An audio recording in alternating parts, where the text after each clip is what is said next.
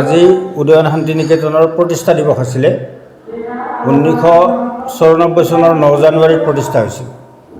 আজি 32 সংখ্যক 32 নাম্বাৰছ প্ৰতিষ্ঠা দিৱস আৰু এই প্ৰতিষ্ঠা দিৱসত আমাৰ শ্ৰেণীভিত্তিক আলোচনীবিলাক উন্মোচন হয়। প্ৰতিটো ক্লাছৰ পৰা প্ৰতিটো শাখাৰ পৰা প্ৰতি বছৰে মেগাজিন ওলায়, ছাত্ৰ ছাত্ৰীয়ে নিজে উলিয়ায়, সেই মেগাজিনবিলাক উন্মোচন হয় আৰু বাৰ্ষিক যিখন মুখপত্ৰ আমাৰ উদয়ন সেইখন উন্মোচন হয়। এইখন বাৰ্ষিক মুখপত্ৰ, এইখন উদয়নখন।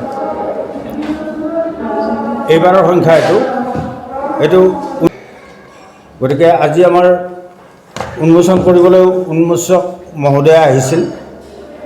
তেওঁ পুষ্পাঞ্জলি শিৱম শৰ্মা, তেখেত বিশিষ্ট লেখিকা হয়, মঙলদৈ BEd কলেজৰ তেওঁ প্ৰাক্তন অধ্যাপিকা আছিলে। তাৰপিছতে তেওঁৰ বহুতকেইখন কিতাপ আছে, বহুত প্ৰবন্ধ পাতি আছে অলৰেডি। অকল ইংলিছ মিডিয়াম নহয় আমাৰ স্কুল, জাতীয় বিদ্যালয়ৰ ভিতৰত অসমীয়া মিডিয়াম, কিন্তু 5ৰ পৰা আমি বিজ্ঞান আৰু গণিত অসম চৰকাৰৰ নিৰ্দেশ মতে ইংৰাজী মাধ্যমত পঢ়ুৱাইছোঁ। দুখীয়া ছাত্ৰ সাহায্য নিধি আছে 25% নহয় একজেক্টলি, তথাপিতো 20% ছাত্ৰ ছাত্ৰীক আমি যথেষ্ট কম মূল্যত, কম মাচুলত পঢ়াওঁ। সেইটো গভৰ্ণমেণ্টৰ নীতি ফ'ল' কৰোঁ। ফ্ৰী ষ্টুডেণ্টো আছে।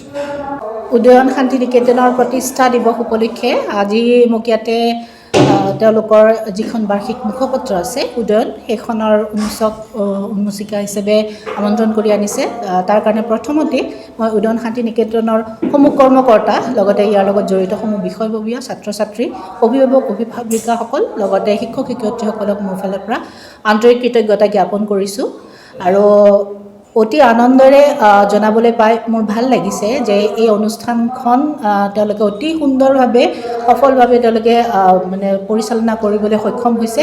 ছাত্ৰ ছাত্ৰীৰ যিটো উপস্থিতি আৰু বিশেষকৈ মই যেতিয়া উন্মোচন কৰাৰ পিছত মোৰ দুআষাৰ মন্তব্য মই আগবঢ়াইছিলোঁ, তেওঁলোকৰ যিটো মনোযোগ আৰু যিটো ইণ্টাৰেকশ্যন, মই মাজে মাজে কিছুমান প্ৰশ্ন সুধিছিলোঁ সিহঁতক, কথাৰ লগত সংগতি ৰাখি তেওঁলোকে সুন্দৰকৈ তাৰে প্ৰত্যুত্তৰো দিছে, সঁহাৰি জনাইছে, মনোযোগ দি শুনিছে। গতিকে এই বৰ্তমান সময়ৰ ছাত্ৰ ছাত্ৰীসকলৰ মাজত দেখা পোৱা যিটো এটা অধৈৰ্যৰ এটা ধাৰণা, এটা অধৈৰ্যৰ যিটো এটা মানে কি হৈছে, এটা ট্ৰেণ্ড টাইপৰ সৃষ্টি হৈছে যে সিহঁতে যিকোনো কথাত বেছি সময় এটা লাগি থাকিব নোৱাৰে বা বেছি সময় এটা তিষ্ঠি নাথাকে, সিহঁতে অধৈৰ্য হৈ যায়। কিন্তু তেনেকুৱা সময়তে উদয়ন শান্তি নিকেতনৰ ছাত্ৰ ছাত্ৰীসকলে আজি মিটিং এখনত বহি, মই ভাষণ দিছোঁ, এগৰাকী ব্যক্তিয়ে ভাষণ দি আছে ষ্টেজত, আৰু তেওঁলোকে তাতে সঁহাৰি দিছে, কোন ছাত্ৰ ছাত্ৰীবিলাকে যি সুন্দৰকৈ বহি পেলাই শুনিছে, মোৰ লগত সহযোগিতা আগবঢ়াইছে। এইটো সঁচাকৈয়ে উদয়ন শান্তি নিকেতনৰ এটা উল্লেখনীয় দিশ বুলি মই অন্তঃকৰণে উপলব্ধি কৰিছোঁ আৰু মোৰ ভাল লাগিছে, আৰু ইয়াৰে অংশীদাৰ হ'বলৈ পাই মই আজি নথৈ আনন্দিত। উদয়ন শান্তি নিকেতন বেজেৰাত প্ৰতিষ্ঠা দিৱস উদযাপন। কামৰূপৰ কমলপুৰ বিধানসভা সমষ্টিৰ অন্তৰ্গত ব্যক্তিগত খণ্ডৰ অগ্ৰণী শিক্ষানুষ্ঠান উদয়ন শান্তি নিকেতন বেজেৰাৰ আজি 32 সংখ্যা প্ৰতিষ্ঠা দিৱস দিনজোৰা বৰ্ণিল কাৰ্যসূচীৰে আয়োজন কৰা হৈছে। কামৰূপৰ কমলপুৰৰ বিধানসভা সমষ্টিৰ অন্তৰ্গত ব্যক্তিগত খণ্ডৰ অগ্ৰণী শিক্ষানুষ্ঠান উদয়ন শান্তি নিকেতন বেজেৰাৰ আজি 32 সংখ্যক প্ৰতিষ্ঠা দিৱস দিনজোৰা বৰ্ণিল কাৰ্যসূচীৰে পালন কৰা হয়।